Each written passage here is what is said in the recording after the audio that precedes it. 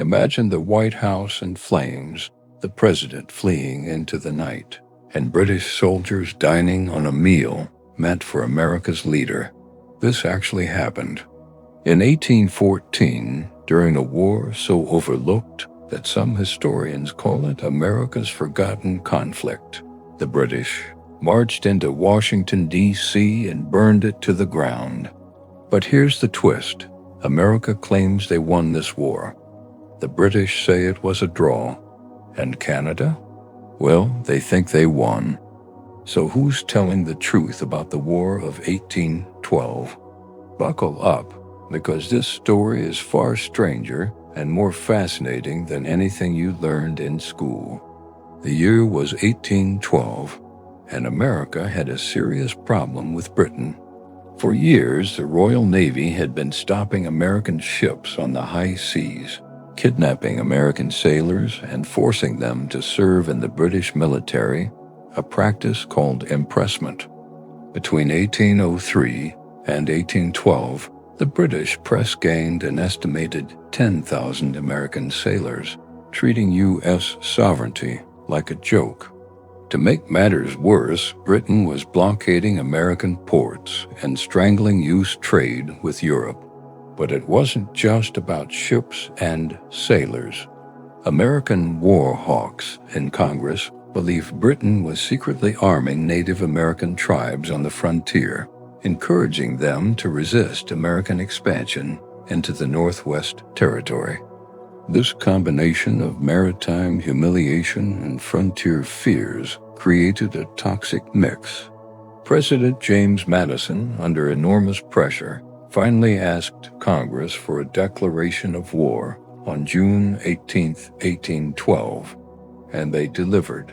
America was going to war with the world's greatest superpower again. Here's something they don't teach you in school. America was shockingly unprepared for this war. The U.S. Army had only about 12,000 soldiers, most of them poorly trained and scattered across an enormous frontier. The Navy had just 16 ships to face Britain's 600-vessel armada, the most powerful naval force on Earth.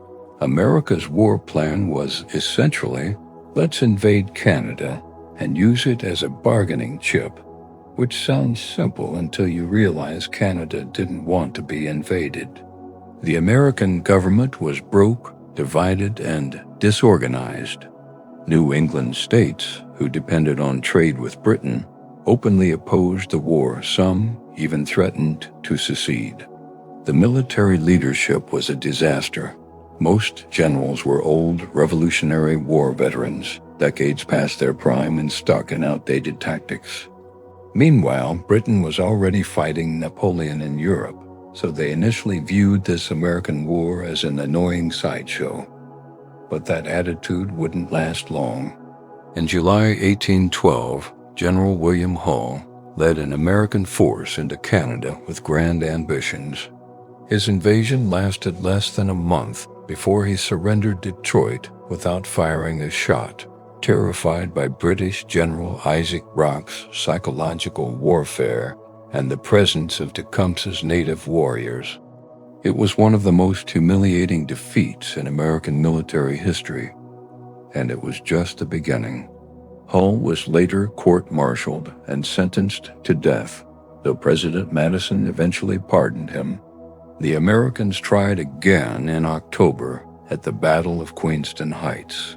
They managed to get troops across the Niagara River, but New York militia refused to cross into Canada, claiming their enlistment only required them to defend American soil. General Brock was killed in the battle, becoming a Canadian national hero, but the British still won decisively. The Great Canadian Invasion was turning into a spectacular failure, and the war was barely 6 months old. While the Army stumbled, the U.S. Navy shocked everyone. In August 1812, the USS Constitution, nicknamed Old Ironsides, demolished the British warship HMS Guerriere in a stunning victory. British cannonballs literally bounced off Constitution's thick Oak Hall, and American gunners tore the Guerriere apart so badly it had to be scuttled. The victory sent shockwaves through Britain, where naval superiority was considered absolute and unquestionable. These American frigates were masterpieces of engineering, larger, faster, and more heavily armed than typical British frigates. The USS United States captured HMS Macedonian in October, and Constitution struck again in December, destroying HMS Java. These victories didn't change the war's strategic situation, but they gave Americans desperately needed morale and proved that the upstart U.S. Navy could punch well above its weight. Britain was no longer invincible on the high seas. Behind the scenes of this international conflict, a parallel struggle was unfolding. Tecumseh, a Shawnee leader of extraordinary charisma and vision, had spent years building a confederacy of native tribes to resist American expansion. He saw the War of 1812 as perhaps the last chance to secure a native homeland, and allied with the British, who promised to support native territorial rights in any peace settlement. Tecumseh was a brilliant military strategist, and his presence terrified American forces. But in October 1813, at the Battle of the Thames in Ontario, Tecumseh's dream died with him. American forces under William Henry Harrison defeated a combined British native force, and Tecumseh was killed in the fighting. His death shattered the native confederacy and eliminated Britain's most valuable frontier ally. The British would soon abandon their native allies at the negotiating table, betraying promises and sealing the fate of native resistance in the Northwest. It remains one of the war's most tragic dimensions. In April 1813, American forces invaded and captured York, present-day Toronto, the capital of Upper Canada. During the occupation, American soldiers burned government buildings, including the Parliament buildings, and looted the town. Some historians debate whether the destruction was accidental or deliberate, but the British certainly took it personally. This act would have consequences that Americans never anticipated. Revenge was coming, and it would be devastating. The war was growing increasingly brutal. Both sides committed atrocities, and civilians suffered terribly. Native warriors allied with the British were accused of scalping American prisoners, while American forces burned native villages and destroyed crops, leaving people to starve through harsh winters. The frontier became a nightmare of raids, ambushes, and reprisals. This wasn't the gentlemanly warfare of European battlefields. This was something darker and more desperate. By summer 1814, Napoleon had been defeated in Europe, and Britain could finally focus on America.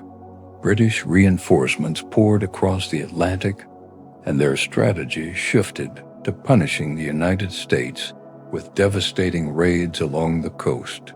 In August 1814, British forces landed in Maryland and marched toward Washington, D.C., brushing aside American militia at the Battle of Bladensburg in what became known as the Bladensburg races because U.S. troops fled so quickly.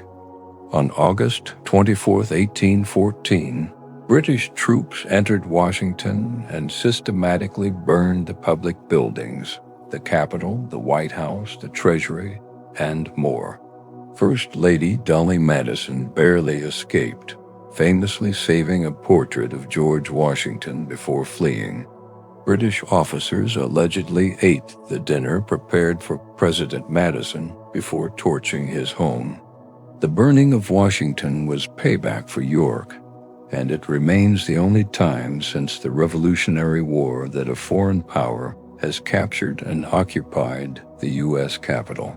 After burning Washington, the British set their sights on Baltimore, a wealthy port city and center of American privateering. But Baltimore was ready. On September 13th to 14th, 1814, British warships bombarded Fort McHenry, which guarded Baltimore's harbor, for 25 hours straight. The fort's commander, Major George Armistead, had commissioned an enormous American flag 30 by 42 feet, specifically so the British could see it from a distance. A young lawyer named Francis Scott Key watched the bombardment from a British ship where he was negotiating a prisoner release. Through the smoke and fire of the night, he kept looking for that flag. When dawn broke and the massive Star-Spangled Banner still flew above the fort, Key was so moved he wrote a poem on the back of a letter. That poem became the Star-Spangled Banner, America's national anthem. Baltimore had held, and the British withdrew, handing America a crucial psychological victory when it desperately needed one. While Baltimore grabbed headlines, the Battle of Plattsburgh on September 11, 1814, was strategically more important. A large British army invaded New York from Canada, planning to seize the Hudson Valley and split New England from the rest of the country. Everything depended on controlling Lake Champlain, where a British naval squadron faced an outgunned American fleet commanded by Master Commandant Thomas Macdonough. Macdonough executed one of naval history's most brilliant tactical victories, destroying the British squadron using innovative anchoring techniques that let his ships rotate to fire fresh broadsides. Without naval control, the British Army couldn't be supplied and retreated back to Canada. This victory, combined with Baltimore's defense, convinced Britain that conquering America would be too costly and time-consuming. Peace negotiations suddenly became much more attractive to both sides. Here's the irony that defines the War of 1812. Its most famous battle was fought after the war was already over. On December 24, 1814, American and British diplomats signed the Treaty of Ghent in Belgium, officially ending the war. But news traveled slowly in 1814, and nobody in America knew peace had been declared. So on January 8, 1815, British forces attacked New Orleans. In a campaign to seize control of the Mississippi River, they ran straight into Andrew Jackson's defenders. Behind cotton bale fortifications, Jackson's mix of regular soldiers, militia, pirates, and free black troops unleashed devastating fire on British forces advancing across open ground. In about 30 minutes, the British suffered over 2,000 casualties, including their commander, while Americans lost only 71 men. It was a catastrophic British defeat that turned Andrew Jackson into a national hero and future president, all for a battle that technically didn't need to happen. The Treaty of Ghent was essentially a return to status quo ante bellum, Latin for the way things were before the war. Britain returned conquered territory. America returned conquered territory. And none of the issues that started the war were explicitly resolved in the treaty. Impressment wasn't mentioned. Maritime rights weren't clarified. Native American territorial rights were promised but never enforced. On paper, nothing had changed, which is why many historians call it a draw. But context matters. America had survived a second war with Britain and proven it wouldn't be pushed around. Britain recognized they couldn't reconquer their former colonies and stopped treating America like a colonial nuisance. Native American resistance in the Northwest was broken, opening territories for American expansion. Canada had successfully defended itself, strengthening Canadian identity and unity. Each side got something, even if the treaty itself looked like a tie. Sometimes what matters isn't what's written in peace treaties, but what happens afterward. The War of 1812 fundamentally transformed North America, even though most people today know almost nothing about it. In America, it sparked an era of good feelings and boosted national confidence. The Federalist Party, which had opposed the war, collapsed completely. America turned westward, aggressively expanding its territory now that the British and native resistance were diminished. Military heroes like Andrew Jackson and William Henry Harrison rode their war fame into the White House. For Canada, the war became a founding myth proof that Canadians could defend their homeland against American aggression. For Native Americans, it was catastrophic. British abandonment at Ghent ended any hope of a protected native territory, and American expansion accelerated mercilessly. For Britain, the war taught them that holding American territory wasn't worth the cost and pushed them toward better relations with their former colonies. The forgotten war wasn't forgotten by those it shaped. It laid the groundwork for the modern nations that followed. So who really won the War of 1812? Ask an American, and they'll tell you about Andrew Jackson and the Star-Spangled Banner. Ask a Canadian, and they'll remind you the White House burned and the invasion was repelled. Ask a British historian, and they'll shrug and point out nobody gained anything. The truth is, it depends on what you were fighting for. What's undeniable is that this messy, brutal, often forgotten conflict shaped North America in ways that still echo today. If you found this story as fascinating as I did, hit that like button and subscribe for more history that actually matters. Drop a comment and tell me, who do you think won the War of 1812? And here's a question to leave you thinking. If the Battle of New Orleans had gone differently, would America remember this war as a defeat instead of a triumph? Sometimes history isn't about what actually happened, but about which stories we choose to tell. Thanks for watching, and I'll see you in the next one.